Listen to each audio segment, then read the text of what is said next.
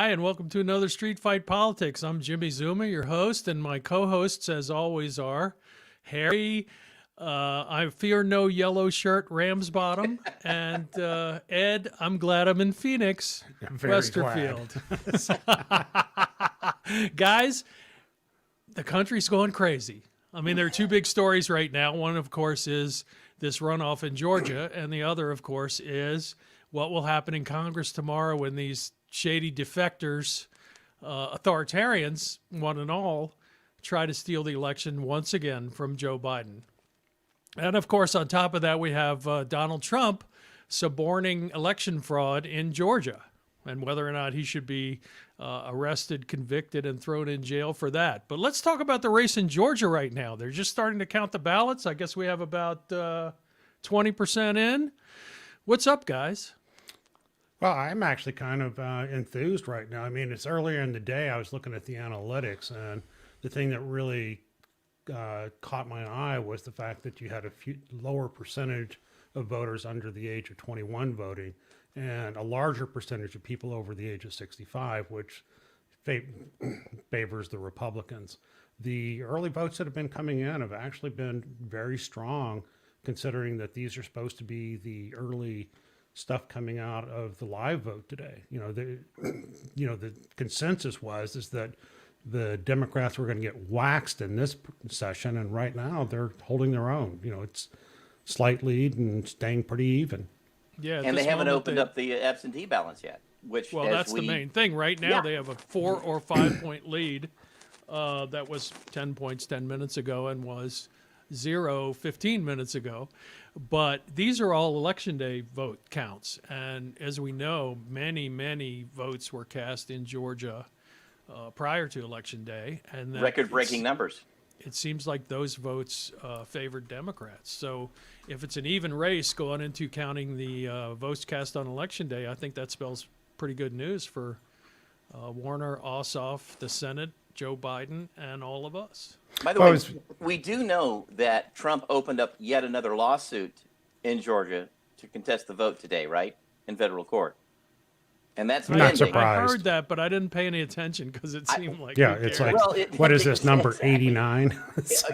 I think it'll be 61 or 62.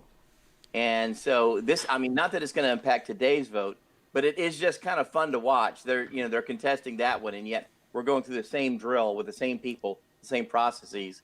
So, the news story, I don't know if y'all caught it, but the news story about this QAnon candidate from Dalton, Georgia, from Rome, Georgia, that northwest part of Georgia where Trump campaigned last night, was asked, about overturning the vote. And somebody said, well, wouldn't that include your vote last November? And she says, no, we're just talking about the president's. Right. We're just talking about the presidential election. They put yours off to the side and only screwed with his. I don't. Yeah, we've got really good hackers that can parse all that stuff out. So. They're Russian, of course. They're good. I think there's a fairly good argument for not seating any of those senators and delegates from. I completely agree. By the way, did you see a Republican representative from someplace? Can't remember at the moment. Last night, lodged a motion saying that all of you bastards who are contesting the vote, if you're coming from the states that you're contesting, you need to be out of here. We shouldn't seat you. That's a Republican against Republicans, which I think is just hilarious. That is just emblematic of where we are in the Republican Party today. Well, that's what we're seeing. I think we're seeing these 2 days, and prior to this, the Republican Party eating its tail, destroying itself. I don't know what the right metaphor is, but weakening itself dramatically and on the verge of collapse at this point. They may win tonight, but long term, I don't think the party has a future. Well, GOP pollster Frank Luntz has called this the worst 48 hours in the Republican Party history, starting this morning. Yeah, but there's no win for them. There's no win for them at all. Yeah, the 2 days before you die usually aren't very good. So. Hey, my dad dropped dead all of a sudden. He did it the right way, so they're not doing this. This is cancer that's been eating them from the inside for the last 50 years. And you finally got to the point where you've affected all the systems, and you now basically, all these historical precedents like the beer hall push and the stuff. It used to be so trivial. And if you were in an argument with somebody, they just look at you and roll their eyes. Well, I mean, it's like we're there. Yeah. We've got all these things happen. The only fortunate thing is we have a clown for a president who's not smart and has pissed so many people off. I mean, he's got nobody around him anymore. I mean, it's like at least Hitler had the 3 generals in the bunker that stayed with him and committed suicide. I don't see anybody that's, trying to maintain a political career that's going to follow Hitler down in the bunker. I mean, I don't see Melania eating a cyanide pill like Eva Braun did. No, she's got a divorce paper ready to go on the 21st. Her cyanide's in the form of a legal matter. The poison pill clause. Right. Well, I mean, that's the whole reason she didn't go to Washington for the first 6 months. She was putting pressure on him to throw out the prenup and completely rewrite it. So rumor has it that she's got 25 million in if she calls a divorce. That's the deal. And for a 50, I think she's my age, so 55-year-old woman with $25 million, I would go with $2.5 million myself. But yeah, I think she'd be okay if she did that. Well, it'd be interesting to see who outsmarted who in that prenup. But right now we're talking about who's married to the country and who's not. And it certainly seems like Democrats are the democracy-loving, patriotic party, and Republicans are the party of fascists and authoritarians. Now, this has a long history getting us to this point because really authoritarianism in the Republican Party sprung originally from evangelical Christianity, which is an authoritarian religion. And it moved from there to, and this is again, evangelicals brought Russians into the party. They brought close ties with Russia into the party because, Russians, of course, are authoritarian and anti-homosexual. And that was another nail in the coffin of this party. And, all along the way for the last 30 years, Republicans have been spinning a web of lies about Democrats. And, a fascism expert I know said that fascists always blame socialists to try and keep themselves in power. So we've seen that for 20 years. And then, of course, add a layer of Donald Trump on top of that. And what do you have? Well, you have this clown show. Well, and again, you have to recognize Trump is just a symptom. He wasn't the cause. He was just there, managed to literally luck in to figure out that, the majority of the base in the Republican Party are these evangelical, authoritarian, dictator type loving voters, and glommed onto them and is doing everything in his power to keep them. Which is why that's what I don't understand about the Republicans. If they had any sense, you've got to recognize at some point that things are really, really wrong with what's going on in your party, and if they had any sense at all. And I think they're starting to have some people do this, is that you go the complete opposite way. You get up in Trump's face and basically say, screw you, you want to come after me, let's go dance. And I think that's what we saw with the release of the Georgia tape. That was an organized pushback because that tape was released, and within moments, over a dozen Republican leaders had messages that they sent out about it, which could not have possibly been multi-paragraph messages. Not possibly been written except in advance. So back in my old world, when I was an information operations guy, that's what I did for a living and played dirty tricks online and on media against our adversaries. That's exactly what this is. This was an information operation where the party elite, the party institutional, and those people who just had decided that they'd been burned by Trump, like Raffensperger and the governor, et cetera, have all just said, okay, fuck it. We're taking the gloves off. He said what he said. Here's the tape. Deal with it. And they strategically released it to a crowded few. And I'm convinced that's the reason why governors or senators like Tom Cotton, who's a complete idiot otherwise, took a stance on the other side. Right. I think this. So give him kudos for at least having some political insight. Then, so. I'm just going to say he's right this one time. No, he is the most amoral son of a bitch that I've ever read about. But the reality is that they did stage this. This was choreographed, and even the fact that on the 19th try, the president finally got through.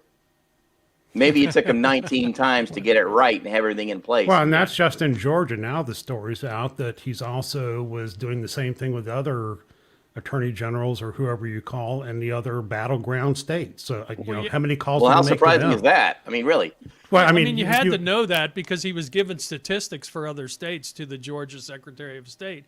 I'm sure that he planned a day of calls just Sure. like this, and he had a bunch of statistics in front of him that were totally made up.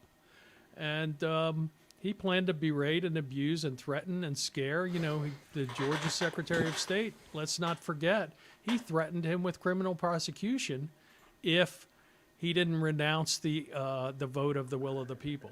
So Yeah. he said, this is really dangerous. You can be prosecuted for this, hinting that it would be his Justice Department that would be doing the prosecuting. Well, as our friend Dylan Smith said elsewhere on another medium, this classic, mafia talk. I mean, we've had Dons put in prison for less than this. Just Yeah. the words that they're saying in order to get the effect they want to achieve. He's a criminal. He's always been a criminal. And we're finally hearing it. And the people that can't accept it are just, they're lost. That they're the ones who will probably never, ever get back. And that's okay. Right. Organized criminals use wiretap talk, which is what you're talking about. And they try to Exactly. talk in code. Trump is not very good at it. I mean, he walks the walk of he's trying to use wiretap talk, but he's so obvious about it that it would be hard for him to rely on a defense that he wasn't actually saying what it seems like he actually said. What? I mean, Georgia, did you do that thing yet? No, the other thing. That one, yeah. He does sound like a movie mafia guy. I mean, it's comical. He's like over the top. What's his face, Pesci? I mean, it's just kind of ridiculous. Do I amuse you? Am I a clown? Yes. Both of those are true statements. Well, I wonder if that's his power, that he convinces people that he's a made man. And I that think scares so. them, and then they do what he wants. Yeah, self-made. Yeah. No, well, not really. Yeah, but not really. Yeah. Yeah. Well, I wrote a Self, piece a while ago about my cousin Max, and that's all I'll go to describing it. But Max was born and raised in Manhattan, New York City, and he was a year younger than me. He was an absolute total born bullshitter. He told lies when he didn't have to. He was what we'd have called in the Army a Tommy Two Shits. If I say I went and took one shit, he said, "Yeah, well, I took two, and look at that." And he was always that way. And so when I first started watching Donald Trump back around 1983 or 4 or whenever he started coming out, I thought at the time, God damn, that's my cousin Max. He talks the same way. He has the same kind of patter, the same kind of bullshit, New York, just full of shit guy. And so I never took him seriously. I never believed he got as successful as he did. And like Jon Stewart on The Daily Show, when I saw him come down the escalator, on the golden escalator, I thought, Jesus Christ, who can take this shit seriously? Yeah. And here we are. Yeah. I mean, you got to admit the guy knew theater, and that's what that moment was. It was a theatrical entrance. The whole audience was paid for. I mean, everybody there was either staff or people that he had paid and brought in. But Right. politics is theater. You got to understand that. I mean, there's a lot of it that I think that the Democrats have yet to fully grasp. It's like my biggest fault that I find with the Democrats is that they're not willing to, get in a fight and get down and get dirty. And I think that we saw that a little bit in the Georgia election. It's like when Ossoff, when they tried to corner him on Fox News. I mean, the guy punched back right there, and it was live, so they couldn't cut it out. But I mean, it was, the crack about Loeffler campaigning with a KKK leader. And Warnock was the same way. I mean, he's a reverend, he's got, much more dignified, but he pushed back too. And, I was very happy to see that. I think, shows like this are kind of helping to give Democrats a reason or at least an idea that they can and should fight back. That's Well, the I reason we think call it street fight politics. yeah, It's about voters are bashing the saying that. fuckers. Yeah, voters are saying that. We're following their lead. Of course, we've always been jump in the trenches and fight it out kind of guys. I think Trump has always benefited from the fact that he had a reputation made by a TV show, and people didn't know any better. Yeah. But you got to look at this last election, and you got to say, man, stupid is as stupid does, because now you know the guy. You know he's a venal, selfish fool who doesn't care at all about you, and yet you still vote for him because the fascists are blaming the socialists. You know, we're back to that again. And that has been just completely ridiculous throughout history. I just happened to, because my wife was watching it, I jumped in on the tail of the Roosevelt's documentary by Ken Burns, which I'd seen before, so it wasn't a surprise. It was a surprise that my wife was watching it. That's normally not her thing. But, you know, I'm sitting there watching this, and I'm watching as they're going through the last episode with McCarthyism and Eleanor Roosevelt's fight against just the ridiculousness of it, and the fact that all through his career, you know, from the 1920s on, FDR was called a socialist, communist, etc. And I mean, it's just ridiculous. It's stupid. It doesn't bear any resemblance to reality when you look at what the modern Democratic platform is versus what the Republican platform was. And you know what my answer to that 1958. is? That's politics. So you'd better come up with something that you counter program against that. Agreed. You know, and because the Republicans have figured out that through their dog whistles and code words, you know, they can basically put you in a box that you then have to take 30 minutes to explain your way out of. And so, you know, you're on your back foot. And when you're explaining in politics, you're losing. It's that simple. Yeah. It's Well, and the other thing is, it's just, you know, endemically, it's always easier to lie than tell the truth. And it's always easier to make something up than to educate people about a real thing. well, I That's mean, the Democrats' big disadvantage, is that they're operating in reality. Now, Republicans will spin a lie, and then when that gets debunked, they just spin a new one. And that's Well- what we're seeing, you know, with Trump, one after another after another. well, I mean, if you go back, it's like if you haven't seen the CNN special on Jimmy Carter, you really need to watch it. I mean, it was epic, you know. And as an recovering Republican who voted for Reagan, you know, had I known what Carter was like then, it's like I would never have voted for Reagan. I mean, it's like it was.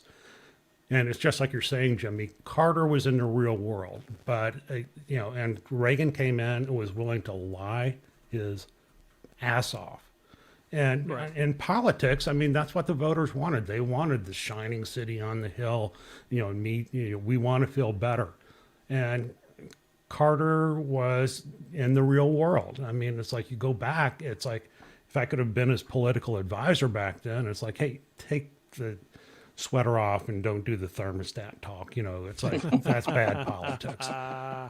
But you know, Well, we can always look back 30 years and realize where we went wrong. We were all High having a school national prom malaise. A national malaise. That's where well, we were. yeah, and it was true. But people don't want to look at being melees. They want to look at feeling good and having a bright and happy future.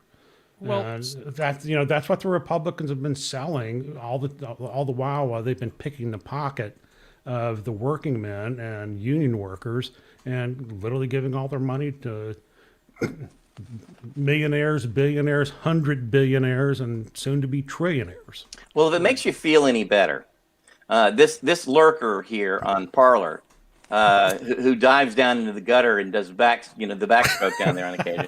Hopefully, you've been vaccinated against that. So Those dumb sons of bitches are splitting the party apart. They want the National Party or the Great America Party or whatever the latest. Patriot Party. The Patriot Party, that's another one. I mean, there's all these terms floating out there, but they hate the establishment Republicans worse than we do, frankly. And that's kind of something to say. I mean, they are turning against that. This party is splitting apart. well, and these are the people. This is the segment of the party that's made up of liars, cheats, and thieves. These voters are liars, cheats, and thieves. They're attracted to Trump. And the other thing about them is that they're people who like to spout their patriotism, but don't act like patriots, like maybe by putting on a mask. They like to spout that the American dream, that anybody can be rich if they just try hard enough. And then they are resentful of others when they try hard enough and it doesn't work. And, you know, they're the ones waving the flags, waving the Trump flags, putting up the pictures of, you know, Jesus Trump. It is a segment of our country who are they're the lowlifes. I'm sorry. These people are the lowlifes of our country, and as long as they continue to lie, cheat, and steal, they continue to want to be represented by a liar, a cheater, and a thief. And the Republican Party's been willing to serve that up for 20, 30 years now at least. Oh, more than that. Much longer. Probably You have to a lot go, you longer have to than go that. back, all the way into the 50s. So once again, it's pointless to try and think that we're going to cooperate with these people. Oh, no, We've talked about this cooperation's before. over. This is war. No, We have to defeat we're them. done cooperating. Because we're not going to make compromise with racists. We're not going to make compromise with people who believe in subjugating women. We're not going to make compromise with any of the elements of this party: the liars, the cheats, the thieves, the racists. There's no compromise. So all we have to do is defeat them over and over, over and over, until they get tired of losing, and then they can come back to the table and share.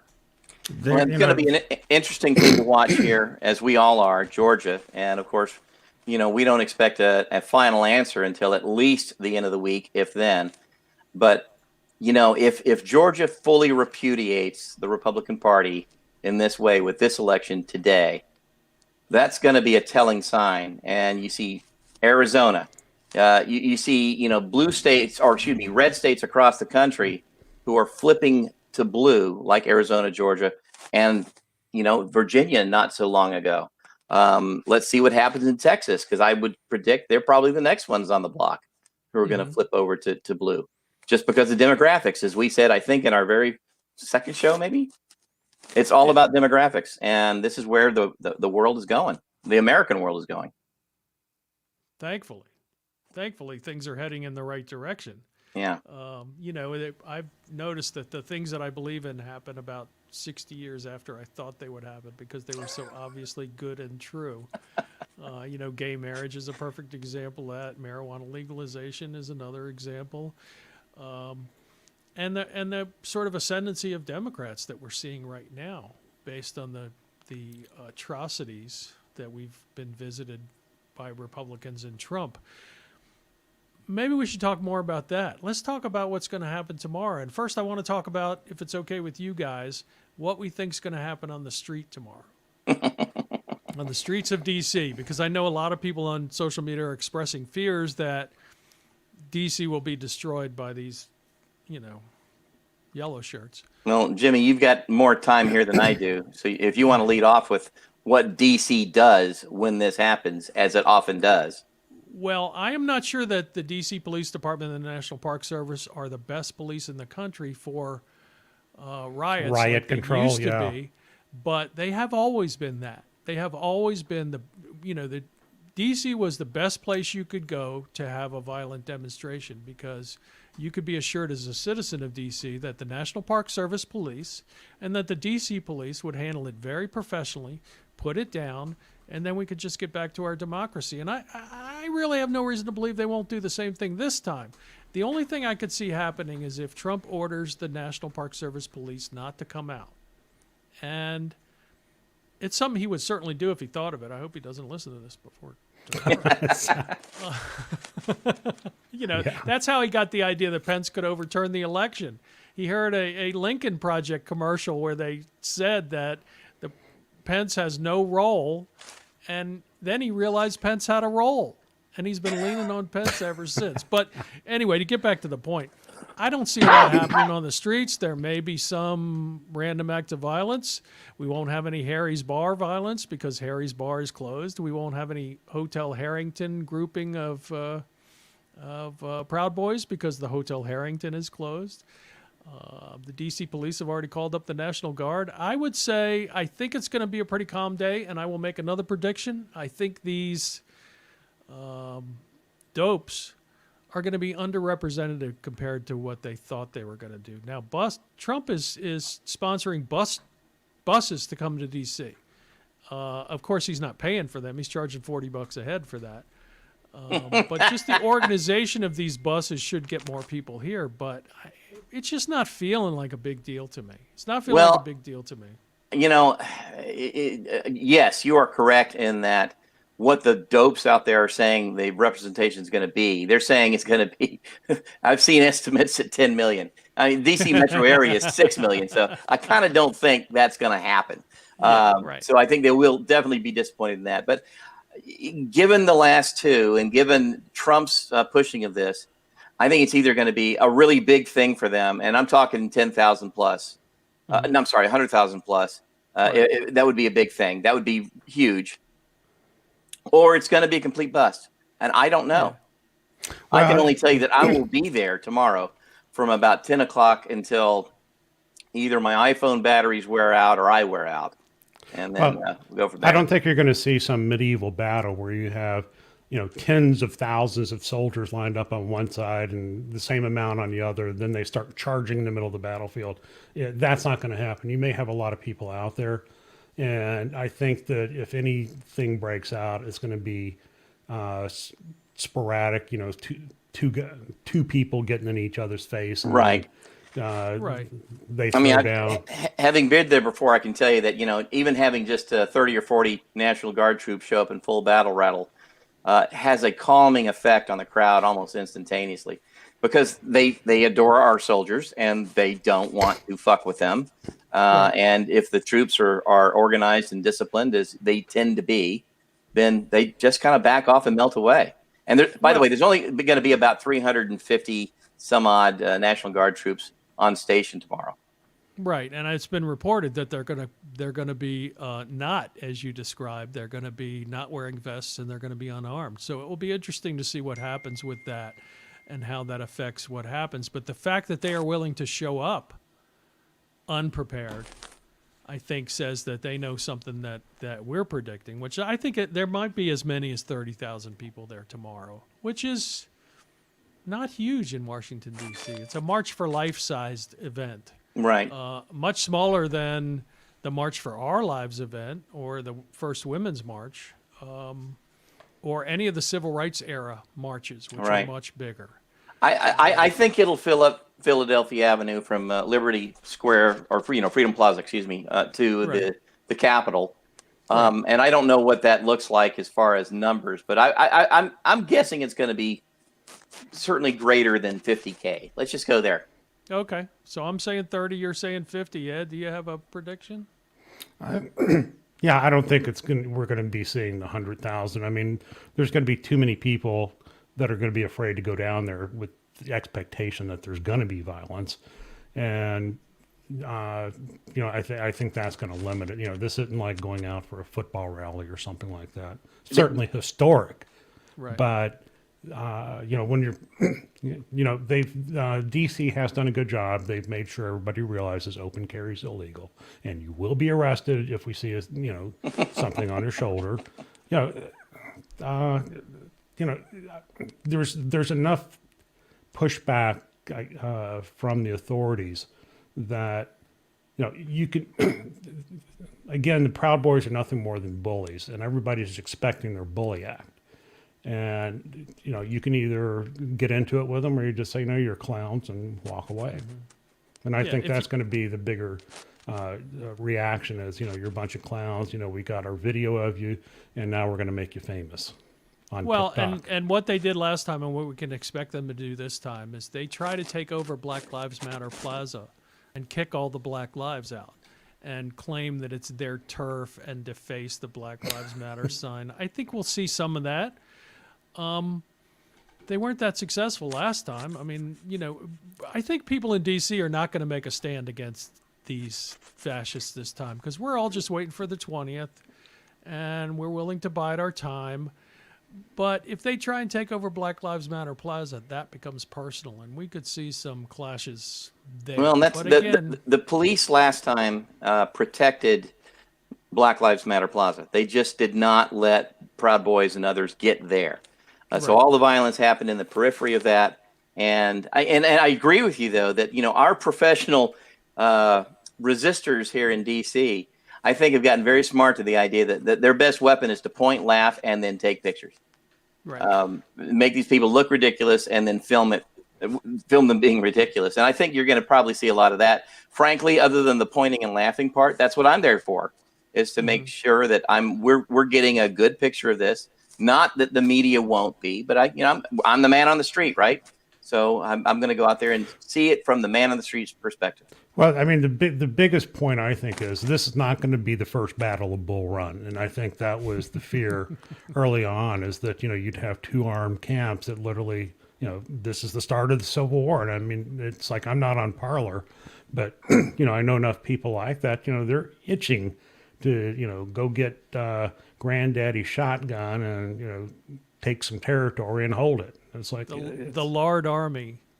well, I call it Meal Team 6. So But so let's take a look at the information operation that the DC police pulled last night, which as soon as I can't remember his name, but the Proud Boys leader lives in Right. Miami.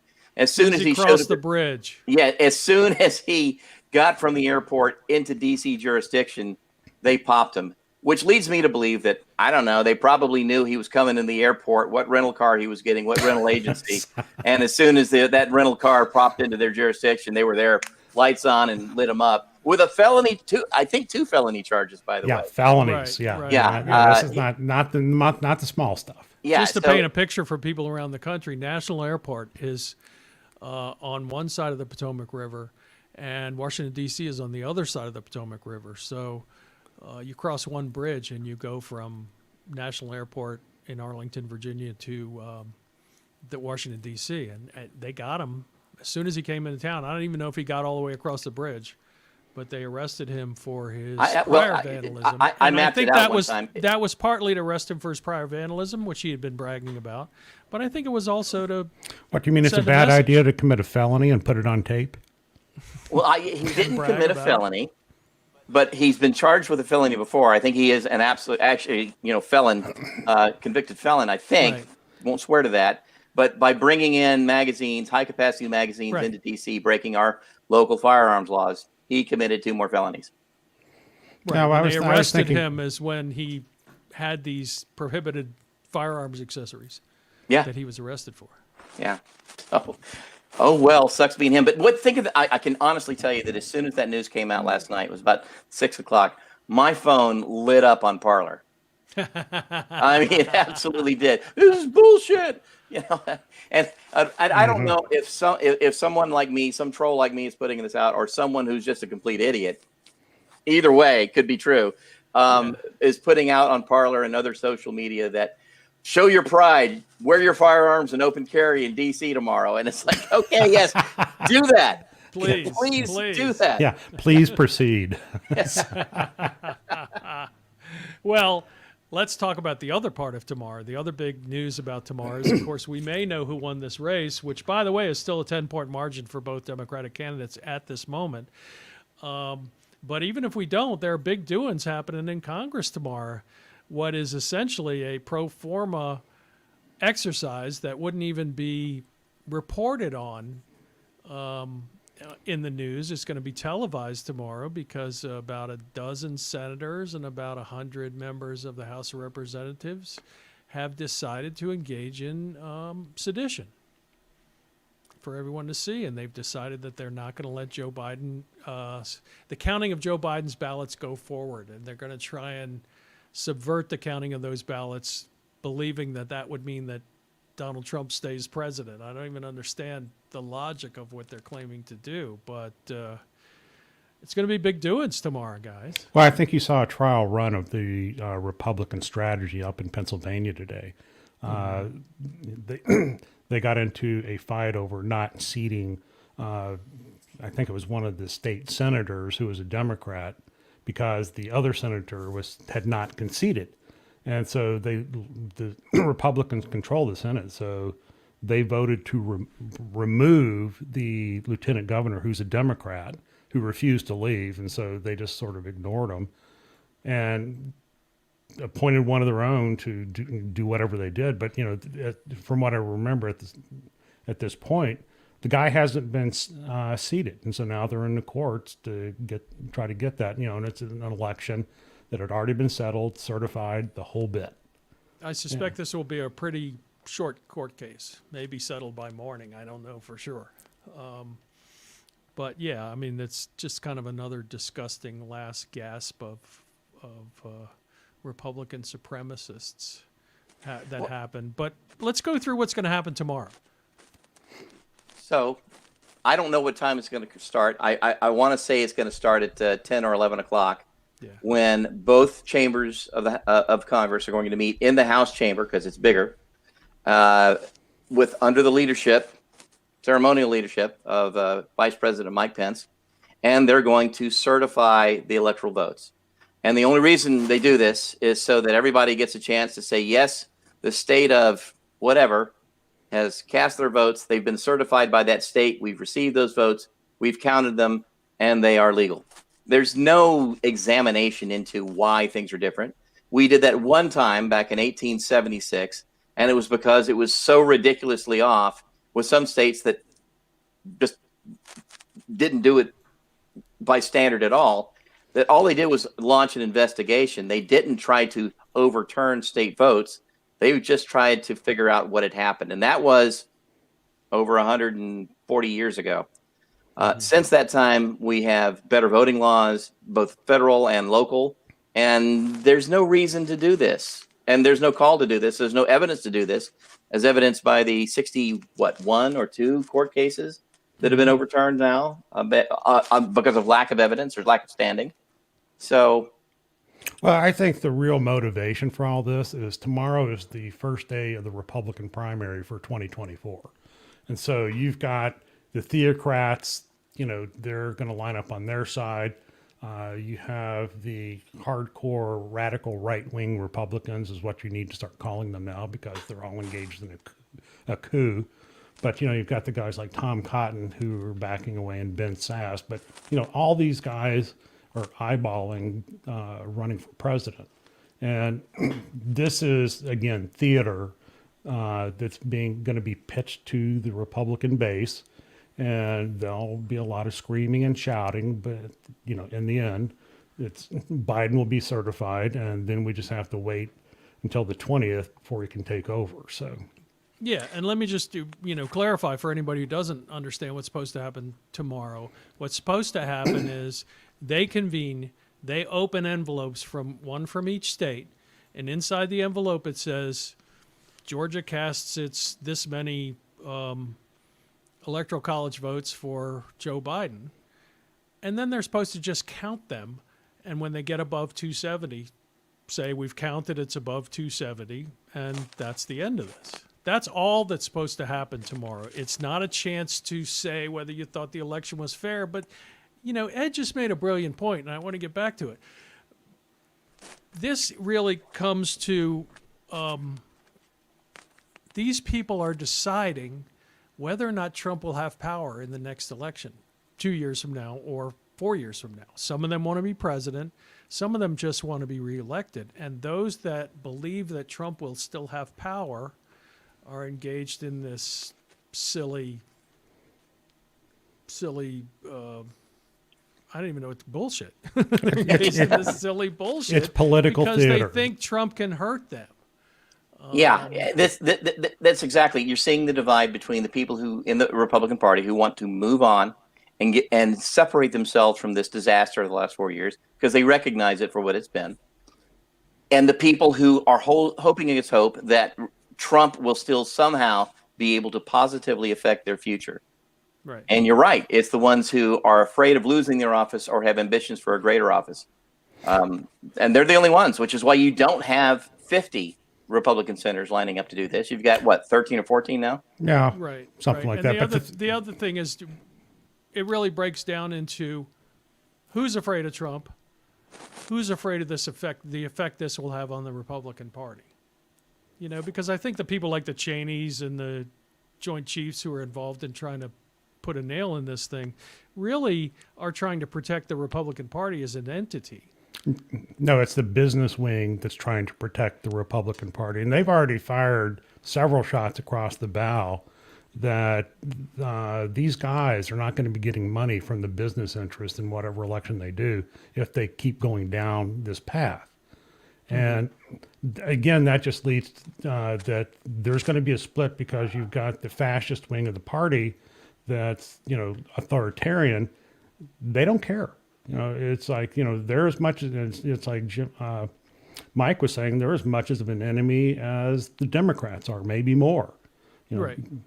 And so I think what you're going to see the first visible public cleavage or schism tomorrow, and I think that's going to start playing out. It's not going to split up instantly, but at some point you're going to have to look at who gets to retain the name of Republicans, the donor lists, the machinery, and who has to split off. And right now, it's like you see in Arizona, it's the Huns have taken over. They're acting crazy, but their margins are diminishing each time, and that's the other demographic thing we're seeing. The reason these guys want to now have an out front authoritarian state is because they can't win the popular vote. They haven't won the popular vote for president in I don't know how many years, a couple decades. So they've been able to win by the Electoral College, and now that's not even working. So they want to full on be an authoritarian state and eliminate elections altogether. And I think I agree with you. And I think that what we're watching here as this happens, let me go back. Cousin of mine, 35-year-old, lives in California, never cared about politics. Last 5 years, very, very caring of politics now. Was asking me about, so obviously, since so many people voted for Trump, they're still supporting him. I'm like, dude, those votes were cast 6 months ago. In the past 2 months, they have seen whatever they thought was bad about Trump that they didn't like but held their nose and voted for anyway. All that's being proven true. So he's only damaging the party and its brand in the eyes of this next generation more than he ever did. I doubt that if we held the election today, he'd get that many votes. I really do. Yeah, I think you're right. It's like I've had several friends who are Republicans, come up to me and say, what, you're right. It's like I can't support the Republican Party anymore. I voted. I'll confess I voted for Trump, but I did so, because I don't want to pay taxes. And it's like, well, duh, who does? It's like, but you own Trump now when you voted for him, and you own all the vile evil that they espouse. I mean, the bigotry, the hatred, the willingness to put babies in cages. I mean, it's like, how can you look at that and then tell me that you're afraid of paying a few more dollars in taxes outweighs all of that evil? Well, they're the ones that let the genie out of the bottle. They're the ones who summons forth this thing by espousing themselves with the racism and the hatred and the fear. And yes, Jim, I'm going to agree with you. That's been there all along. But they really, really ripped the lid off in about 2008 or so. Right. And Trump is the logical conclusion of what we saw happening. I'm going to go back as early as 1964. I didn't see it happening. I don't think Ed saw it happening, but I think both of us together saw things going wildly out of control a decade ago and said, we can't do this anymore. That whatever they have told us is wrong, and it hadn't worked out. Right. Well, I mean, that brings up to me that if, you've been a lifelong Democrat, it's time for you to reach out and not get all drawing lines in the sand on what you can and can't believe. This is the time to, reach out to those people that are, were like me and Mike and my friends, and, bring them in. It's like most of them are, trying to take that intermediate step. Well, I'm going to go and just be an independent. So if you're an independent, that means that you're still going to be voting for a Republican. I mean, it's like there's really, you got to make a choice here. You're either with these guys, with all the stuff they represent, or you're over here. And right now, there's only one party in this country that believes in democracy and believes in the keeping of the common weal of everybody, not just millionaires and billionaires. And that's the Democratic side. So, put a hand out and shake it and invite them on board, and then be prepared to give witness and testimony and education. That's a Southern Baptist thing. I was going to say, I think I heard that in church about 40 years ago. Yeah, but it's true. It works. Amen, brother. Well, listen, we got 50% of the vote in. and it looks like Ossoff and Warnock are holding their lead so far on election day votes. What kind of percentage? What are they showing? It's close to 10. It's 8 to 10 for both of them. At 50%? Yeah, yeah. And we still have the absentee votes, the mail-in votes to well, count. and the early vote Well- is predicted to be 72% for John Ossoff. If I according wake to up tomorrow CNN. and the race has been called for two Democrats, I was going to say I'm not going to show up to work tomorrow, but I'm going to be downtown anyway, so I got to show up. Well, that's Yeah, gonna, yeah. if that happens, and that's gonna change the dynamics on the street drastically tomorrow. Oh, yeah. Drastically. Right. I think that's true. It'd be interesting to see what happens. Now, so let's kind of wrap it up with our predictions. What's going to happen tomorrow? Ed? I think that it's going to be people yelling at each other, but I don't think you're going to see much in the way of violence. I think, I don't know if I'd call it peaceful, but, you're not going to see 68 riots outside the Democratic convention or anything like that. I mean, I think that at the end of the day, the Senate certifies Biden and everybody goes home. Okay, Harry? Okay, so I'm gonna nuance that a little bit.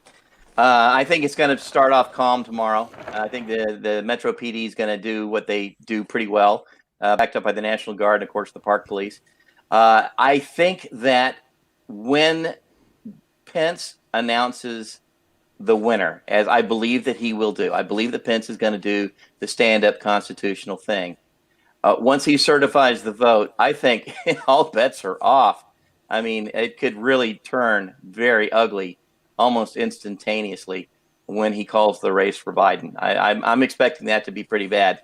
And of course, since we don't know how many votes will be contested, et cetera, this could go on until midnight tomorrow night. So Right. no promises about where I'm going to be, but I'll be there to watch it as long as I can and to be able to report on it. And then at some point, I might have to take a safety lesson and get the hell out of there because of COVID and just idiocy. That's smart. That's smart. Well, here's what I think. I think nothing's going to happen tomorrow because I think with all of these 2-hour challenges, which really take 4 hours with bathroom breaks, the vote is not going to be taken until day after tomorrow. And that will be good, actually, for the people on the streets to get off the streets before the vote is taken. And I think it's going to be smooth sailing after that. We're just going to put in the Biden administration and live happily ever after. Okay, Papa Bear. So that's our show from Street Fight Politics. We hope you'll join us next week. We hope you'll subscribe. We hope you'll hit the like button. Do everything you can to help us get this show more widely known and to have people who don't know about us to subscribe, and we'll all live happily ever after if you do. We'll see you So next that's week, it. everybody. Adios. Good night.